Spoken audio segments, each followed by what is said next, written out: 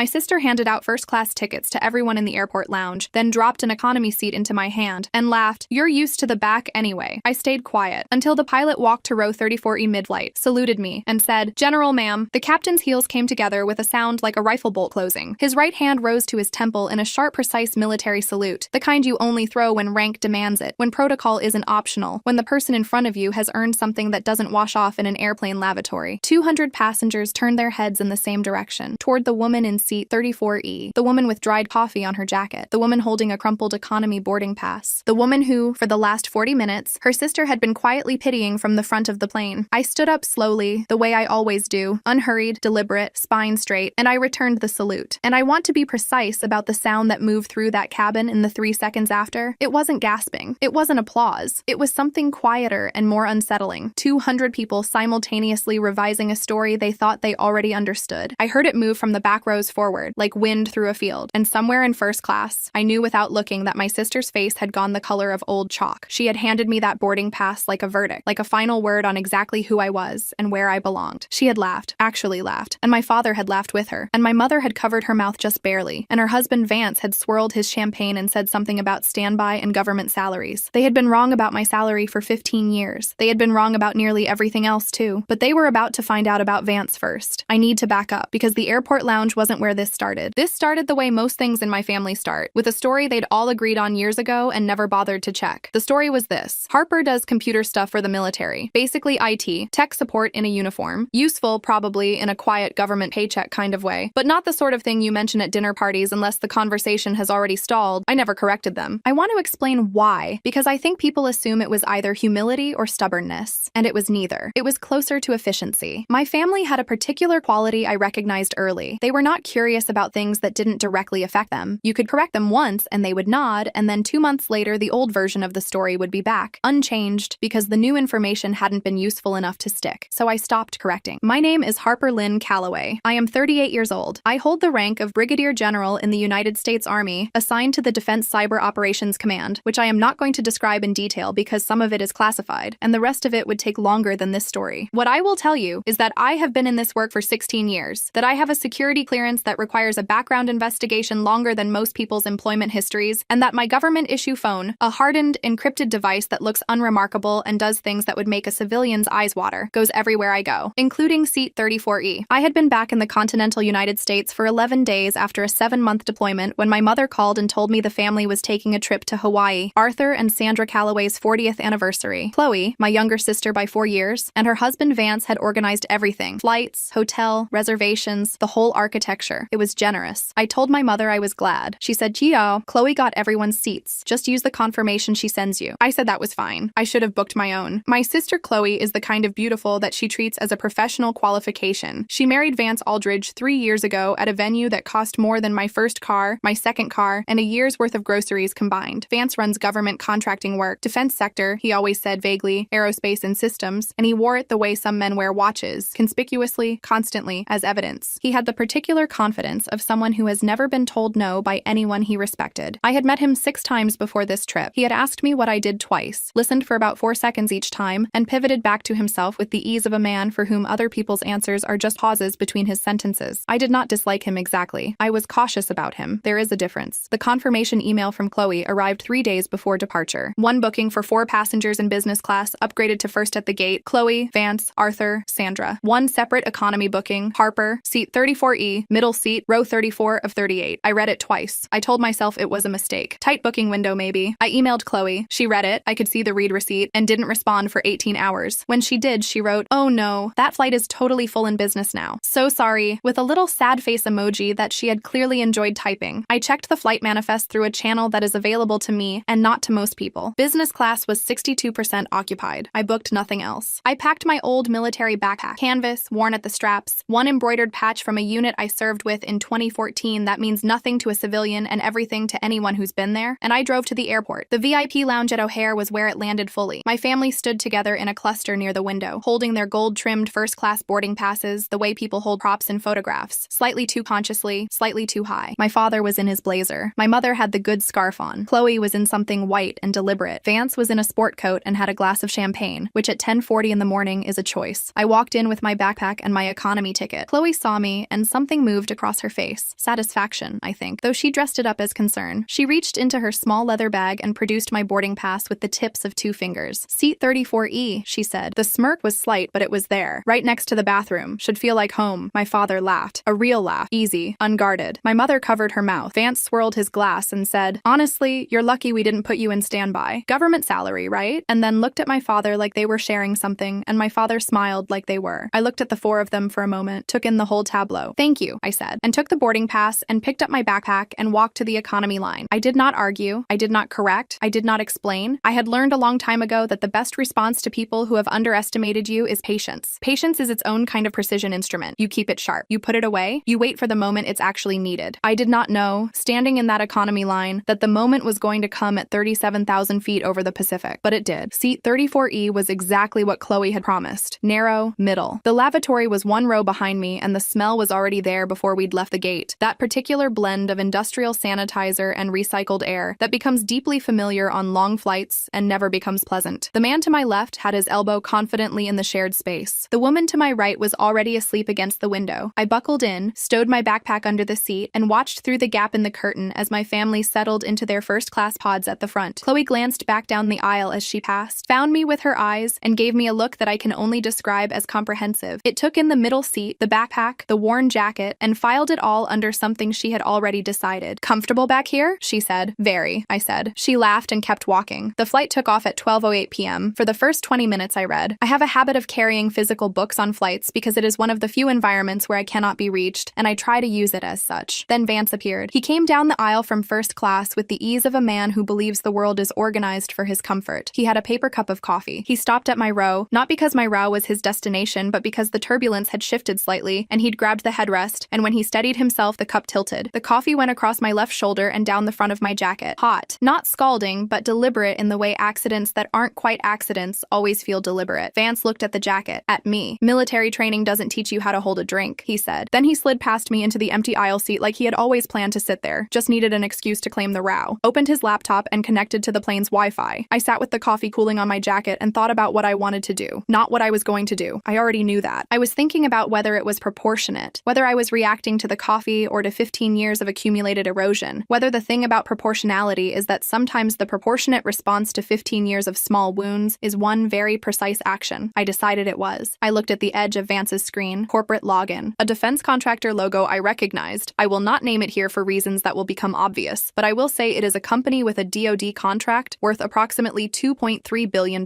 and a security protocol that is supposed to prevent exactly what I was looking at. A folder was open in the corner of the screen. The label read DoD Sys A12, Department of Defense System Architecture Files, on a public airplane Wi-Fi network, over the Pacific Ocean. I kept my face still. This is something you learn, not in training exactly, but in the accumulation of moments where your face cannot be the thing that gives you away. I kept it still, and I reached into my jacket pocket and took out my phone. Government issued, hardened casing, encrypted to a standard that most people have never had reason to understand. I opened a network analysis application and typed a single command. The aircraft Wi-Fi mapped in 11 seconds. 43 devices. Standard spread for a flight this size. Phones, tablets, laptops, the flight crew system, and then broadcasting in short encrypted packet bursts on a 6-second cycle. One machine that was not behaving like a consumer device. Vance's laptop. The packet pattern told me 2 things. 1, he was actively syncing files to an external server. 2, the encryption he was using was not the company's standard protocol. It was a third-party wrapper, the kind that is not authorized under any defense contractor security agreement I have ever reviewed, and I have reviewed more of them than most people know exist. I began mirroring his traffic silently. I want to be clear about what this means and what it doesn't mean. I was not hacking. I was observing transmissions that were being broadcast openly on a shared network. The legal distinction matters, though in this case, the legal question that would eventually be asked was not about me. Vance finished his coffee and went to the restroom. He left the laptop open. I had 90 seconds. I used them. When he came back, he walked straight through first class without stopping at my row. He had already forgotten about me by then, I think. I was the seat 34E woman with coffee on her jacket. I was Harper, who did tech support in a uniform. I was the background character. He had no idea what was running on my phone. I leaned back and watched the data flow. For 40 minutes, it was just me and the data and the sound of the engines. Then the plane shook. Not the gentle fluctuation of routine turbulence. This was structural, a sharp, hard drop that rattled the overhead bins and sent a plastic cup rolling down the aisle and produced the precise quality of silence that fills a cabin when 200 people simultaneously calculate their odds. The pilot's voice came through the intercom at 2:34 p.m. "Ladies Ladies and gentlemen, this is Captain Walsh speaking. We are experiencing an anomaly in our primary navigation system and are initiating precautionary protocols. We expect to have more information for you shortly. Please ensure your seatbelts are fastened. Precautionary protocols. I have heard pilots use that phrase. It is the phrase that means, this is not nothing, but I need 45 more seconds before I tell you what it is. The curtain between economy and first class does not block sound particularly well, and I heard Chloe's voice cut through the cabin almost immediately. That is completely unacceptable. You cannot leave us without information. And my father, I'd like to speak with someone. And Vance, predictably, threatening lawyers in the abstract the way people do when they need to perform control over a situation they cannot control. I sat still. I had not stopped running the mirror on Vance's data. In the turbulence interval, something had come through that changed the texture of what I was looking at. Not architecture files, personnel files, access credential logs for 3 separate DoD contractor systems, and a communication thread, partial, fragmented, but readable, between an address I didn't recognize and one I did, because it belonged to a division of the company that I had reviewed security protocols for 8 months ago. I stared at it for a long moment. Then I secured the data, encrypted the capture, and sent it to a single recipient, Colonel James Trent, Defense Security Service, Cybersecurity Division, 14 years in federal service. The man who, if I sent him a flagged packet capture from a DoD contractor on an open network, would know exactly what to do with it within the hour. I typed 2 words after the file, confirm receipt. His response came back in 4 minutes. Received. Do not lose him. I put the phone in my jacket pocket and kept my hands very still on my knees. The cockpit door opened at 2:51 p.m. I heard it before I saw it, a different quality of sound from the front of the plane, the particular pressure shift of that door moving. Then footsteps, not the flight attendant's quick, efficient step, longer, heavier, military cadence, though he was in a civilian captain's uniform. I had looked up Captain David Walsh when I checked into my seat assignment. Former naval aviator, 22 years active service, retired 06 before moving to commercial aviation. He had the posture of someone for whom military bearing had become structural, the way habits do when you keep them long enough. He walked through first class. My mother tried to flag him. He moved past her without slowing. Chloe stepped into the aisle and said something. I could hear the shape of it, the social authority she deploys in situations where she wants results. He walked past her too. He kept walking, past the business seats, through the curtain, down the economy aisle, row 34. He stopped. I was already unbuckling my seatbelt. The cabin had gone quiet the way it goes quiet when something happens that overrides individual social reality. Not politely quiet, but collectively quiet. The silence of 200 people experiencing the same sudden recalibration at the same time. Captain Walsh brought his heels together. His right hand came up to his temple. Sharp, precise. The salute you give to a general officer. Non-negotiable by regulation, non-performable by accident. You don't accidentally salute a general. You know what you're doing. General, ma'am. I stood. I returned the salute, and I heard it then. That sound moving through the cabin. That collective inhale and revision, starting somewhere in the rows behind me and spreading forward like a slow wave. I heard someone in the row ahead whisper, "Oh my God." I heard nothing from first class, which told me everything. Walsh spoke quietly, with the efficiency of someone who has delivered operational briefings under pressure and does not waste words. We have a confirmed navigation system failure, primary and secondary. The civilian weather window has closed. 3 airports within diversion range are shut due to a Pacific storm system that moved faster than forecast. We have one viable option for emergency landing. A pause, the length of a breath. Joint Base Pearl Harbor, Hickam. But diverting a civilian aircraft into restricted military airspace requires command authorization from a senior officer with active clearance. He held the salute steady. We need your security code to proceed, General. Time is a factor. The flight attendant near the galley had not moved. The man to my left, who had held the armrest boundary aggressively since we left Chicago, had his hands folded in his lap. 200 people were looking at the woman with the coffee stain on her jacket. I reached into my pocket, took out the encrypted phone, typed the 12-character authorization sequence. You're cleared for emergency diversion, I said. Transmit code authorization Delta 7 to Pearl Harbor Tower. Copy that. He lowered his salute, turned back toward the cockpit with the practiced, unhurried speed of someone who has somewhere to be. Thank you, General. He was already walking. I sat back down. My hands were in my lap, steady. I looked straight forward at the seat back in front of me and breathed. In first class, no one was talking anymore. I didn't need to look. I knew the shape of what was happening up there. The slow, involuntary dissolution of the story they had been running for 15 years. It doesn't happen all at once. It happens in stages. First disbelief, then the search for an alternative explanation, then the moment when there isn't one. I waited. After about 90 seconds, Chloe appeared at the curtain. She stood there, and I made her wait, and then I turned and looked at her. My sister's face had no performance left in it. The smirk was gone. The ease was gone. The comfortable authority of someone who has always been the one distributing the boarding passes. Gone. What was left was something I'd seen only a few times in our lives and always briefly. The real thing underneath. The girl who didn't quite know where she stood. She said, "Harper, I know about Vance," I said. Not loudly, just clearly. She blinked. What? He's been syncing restricted DoD files to an unauthorized third-party server from an open network at 37,000 feet. I've had the capture running for the last hour. It's already been received and flagged by DSS. She looked at me for a long time.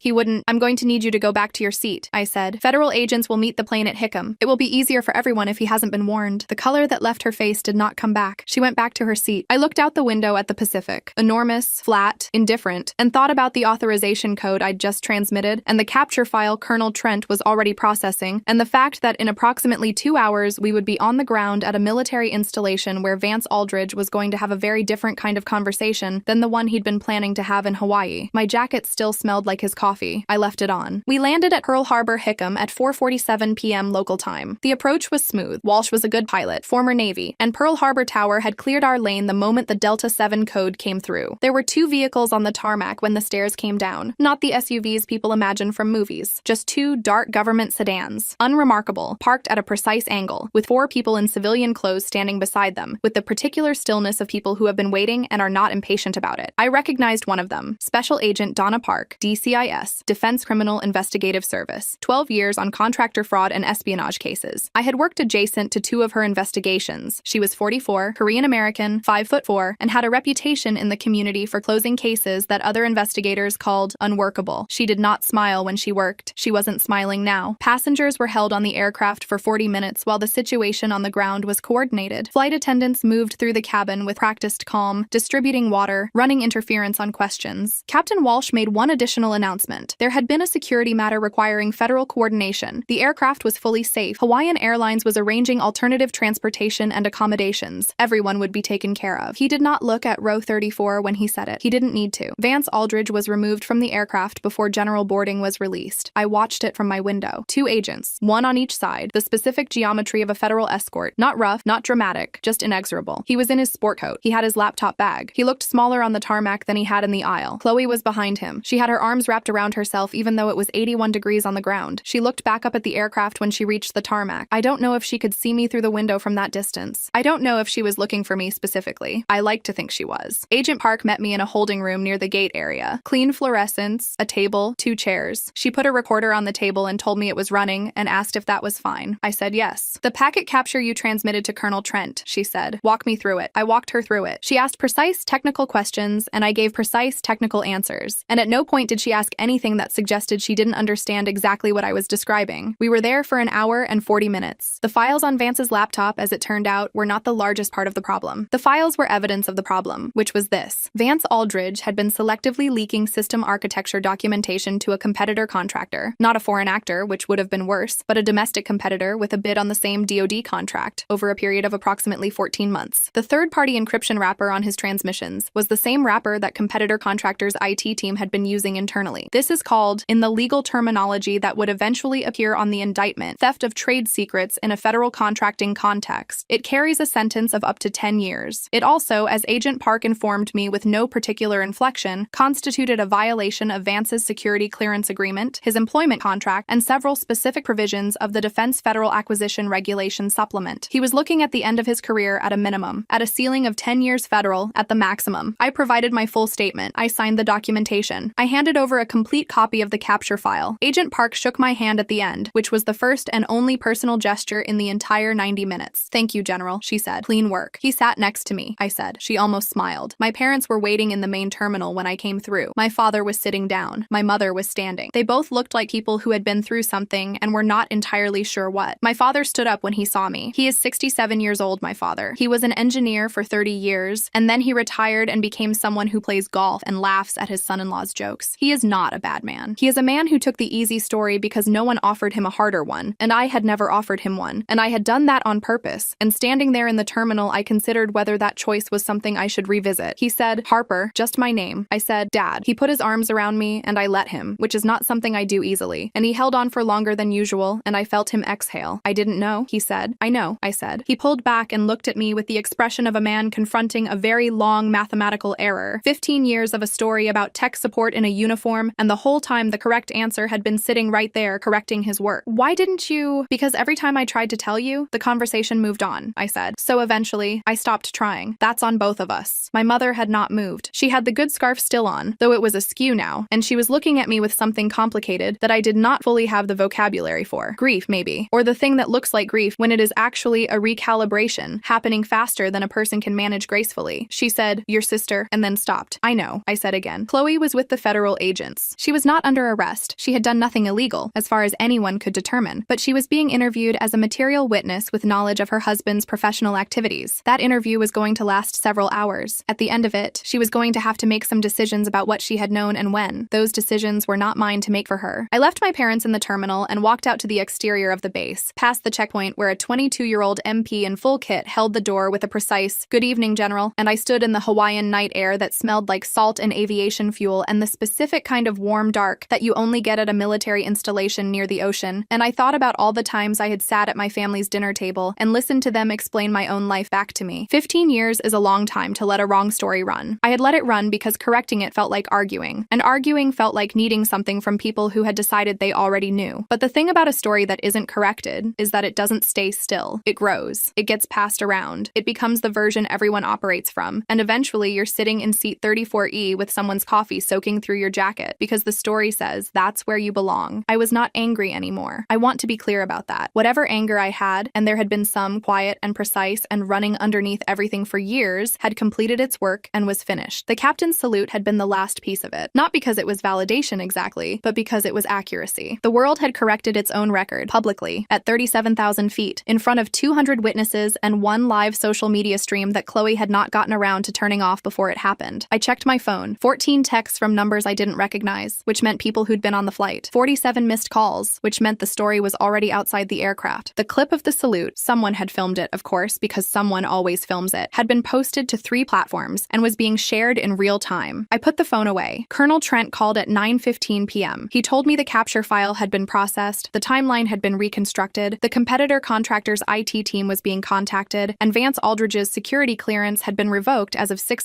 p.m., pending the full investigation. He said, "Good catch, General," in the way that people in this work say it. Not with surprise, because surprise would imply they'd expected otherwise, but with satisfaction. The satisfaction of a system working correctly. I said, "He sat next to me." There was a brief pause. "He really did," Trent said. Vance was formally charged 11 weeks later. Theft of trade secrets, violation of federal contracting regulations, unauthorized transmission of controlled technical data. His attorney entered a not guilty plea that no one in the relevant communities considered likely to survive contact with the evidence. The company terminated him the morning after the arrest. Chloe filed for separation 2 months after Hawaii. She did not call me to talk about it. She posted about it eventually, vague, curated, the language of a person performing a particular kind of strength. And I saw it because someone sent it to me, and I thought about her face on the tarmac, arms around herself in the heat, looking back up at the aircraft. I sent her one text. "I'm here if you want to talk." She didn't respond for 6 weeks. Then, one night at 11:40 p.m., my phone lit up. "I didn't know about the files," she wrote. "I need you to know I didn't know." I thought about it for a moment. "I believe you," I wrote back. "That's a place to start. It is not a resolution. It is not the end of something or the beginning of something else. Not cleanly. It is just 2 people in their late 30s deciding, slowly and without ceremony, whether there is enough left to work with. I don't know yet, but I grew up with her. And despite everything, the boarding pass, the smirk, the easy laugh at my expense, she is my sister, and 15 years of a wrong story goes both ways. What I know is this. I flew back from Hawaii in first class, on a military transport arranged by the base, because that is the arrangement when a general officer needs repatriation from an unplanned diversion. It is not a perk. It is just logistics. But the seat was wide and the light was good, and somewhere over the Pacific the crew brought me coffee, hot, in a proper cup. And I held it easily and looked out at the dark water 37,000 feet below. And I thought about seat 34E, about the man with the territorial elbow, and the lavatory smell, and the crumpled boarding pass, and the coffee soaking through my jacket, and Chloe's face when she handed it over, and the particular quality of satisfaction she'd taken from it. She gave me that seat. Because of where she put me, I was sitting 3 rows from Vance when he opened his laptop. I've thought about that more than once. She handed me exactly the right seat to see exactly the wrong thing. The world doesn't usually land that neatly. When it does, you accept it. I accepted it.